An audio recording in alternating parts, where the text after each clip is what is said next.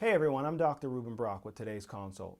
I'd like to talk about social media, and particularly teens in social media. So we're talking Facebook, Instagram, Twitter, Snapchat, YouTube, which you're probably watching right now. Over the last 5 years, I've seen a growing number of teens who are suffering, due in no small part to the role that social media plays in their lives.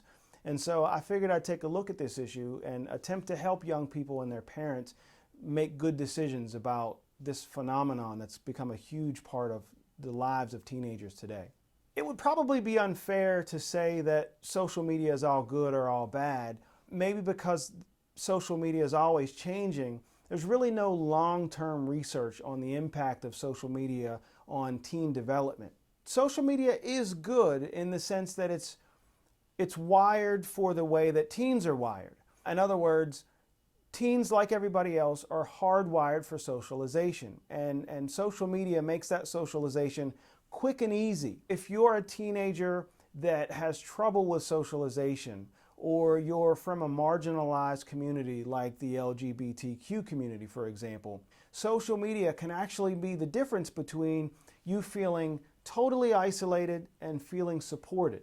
If a teenager uses social media to connect with a small group of supportive friends, it can actually become a vital part of their life. But there's a downside. If a teen is using a lot of social media, there also comes with that cyberbullying, trolls, unhealthy comparisons, negative body image, and things like that. Social media is driven by likes. Oftentimes what you'll see is young people who are making bad decisions about what to send or what to post based on likes. They will make questionable decisions. They will accept risky challenges. I've seen countless stories of young people who have, for example, sent a photo to a peer only to have that photo shared with everyone at the school. I've seen kids with anxiety and depression. I've seen even suicide attempts that stem from things that happen on social media.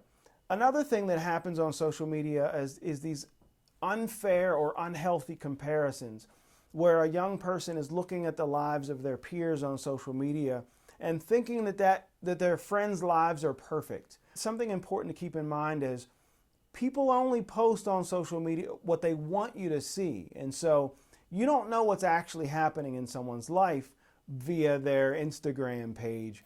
You only know the stuff that they're willing to post on Instagram. Another thing that is dangerous about social media is fake friends. As a teen gains more and more friends on social media, they become more and more likely to encounter fake profiles that are designed by people who aren't teens and who are posing as teenagers in order to gain access to your teen. The decrease in real life socialization that comes along with more and more social media usage is really dangerous. I've actually seen in my practice several teens who are far more comfortable with social media interaction than with real life interaction. What I would say is to parents or to teens, if you're watching, moderation is the key. Don't be afraid to limit a teenager's social media access, limit their screen time. You're not going to know everything that's going on in your teenager's life. It's absolutely possible to ask for access to their profiles in order to monitor those. And also, get them outside. If teens who are watching, put your phone down every now and again. Go out into the real world. You don't want to get so versed at social media that you lose your actual real life personalization skills interacting with other people. Keep these things in mind. Young people, when you're out there in social media, you're opening yourself up to a huge world. And some of that world is great, but some of it's very dangerous and very ugly. Be smart and be safe. That's all I've got for today's consult. I'm Dr. Rueben, and this is House Call.